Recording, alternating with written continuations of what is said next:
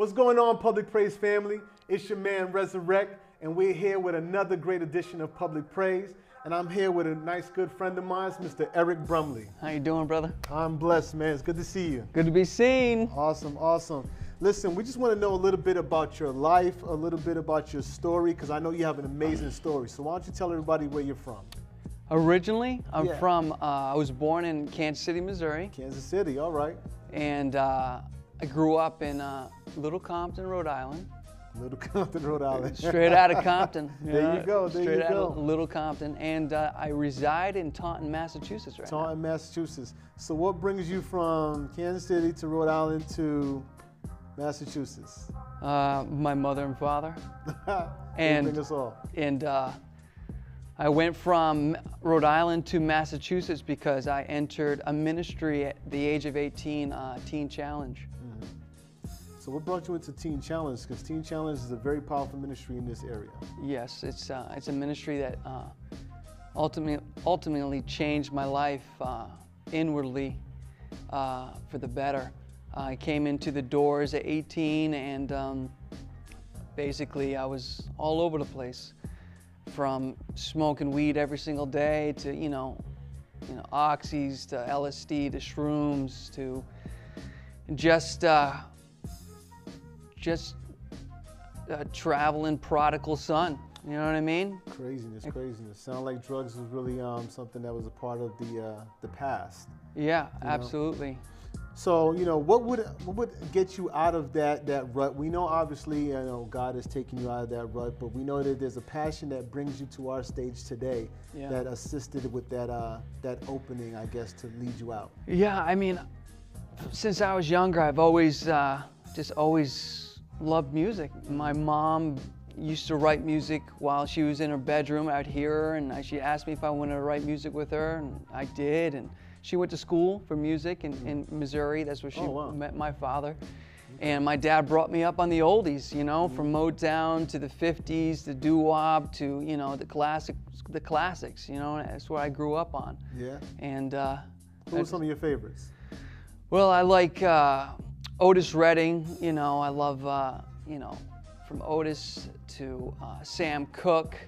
To the Staple Singers, Papa Staples, James Brown. I mean, the list goes on. You know, Elvis Presley, his gospel, some of his stuff. Nice. And and then Great. So we know that you're an artist, and that's obviously how you would define yourself now. Would you say your style is more like a Staple Singer, Otis Redding? I would say, you know, my heart is worship. But I'm not confined to the box of, if you want to call a traditional, the worship you hear. Yeah. I'm more of like, you know, I like to write music about what's happening in the world right now. And so I pretty much like the roots, the real roots, traditional soul. Yeah. Al Green, gospel, way back, you know what I mean? Just, just real raw, you know, like, you know, Muddy Waters and, you know, all those guys. Wow. Well, you're kind of young to be taken to that type of music, but that's your style, huh? That's what I feel. I'm kind of drawn to where the heart is. Yeah. You know what I mean? I'm not necessarily drawn to like the real, like, you know, over mastered music. I'm really drawn to the real raw heart. And you can tell when somebody's singing from the heart, and that's what I'm drawn to. When you can tell the energy. What's the response when people hear your music? You know, noticing like that's an older style, but I'm sure you keep it fresh with your music. Are people mostly shocked when they hear you? Yeah, they think I'm a you know, an old. An old soul, but if they listen to me on a CD, they'll think I'm an old, you know, old Southern Baptist Southern black woman. I didn't know how to say it, other way to say it. You know what I mean? Hey, we get you. You man. get it? Yeah. You know, I just see that's what I grew up in Boston and traveled into all the churches, and I really fell in love with you know the roots, the gospel roots, and they really, you know, kind of discipled me in that, you know. Awesome. So let's talk about some of your projects. I know you have a single out that's coming out or is out soon now. I got I just had an independent single that came out about 2 months ago. I did with Ari Mendez. It's kind of a rhythm and blues. It's called To the Other Side. And also I just got signed to Old Bear Records out of upstate New York in Batavia. An awesome awesome studio where they just they don't hold anything back. They love Jesus, and they're not afraid to do stuff that's different. Yeah. And I just thank God that they brought me to Old Bear Studios, and I got an album coming out in the fall with them. Okay. And a single that just came out last week called "Deliver Us from Evil." Deliver Us from Evil. Yeah. Nice, nice. And so this will be your first project that you would have coming out? This will be my first project with Old Bear. It'll be a full-length album. With Old Bear Records. Awesome, awesome. Have you done any tours lately?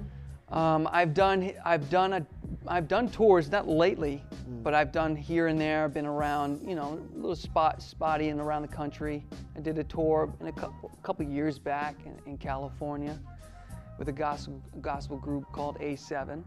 Okay. That was an awesome time.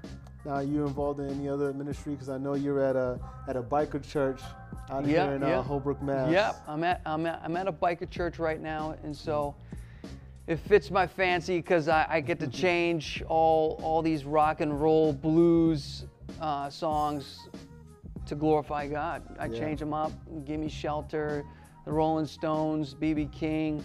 I've done AC/DC. I've changed stuff to all different types of music.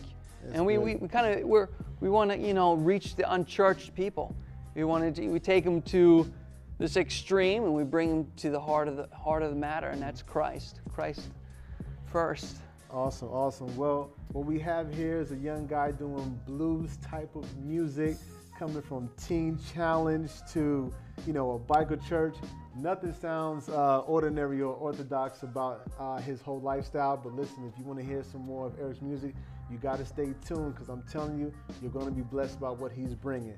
Listen, keep it locked on us, because you're going to hear some more of him, and you're going to get to know a little bit more about the ministry, all right? Y'all keep it locked. We'll be blessed.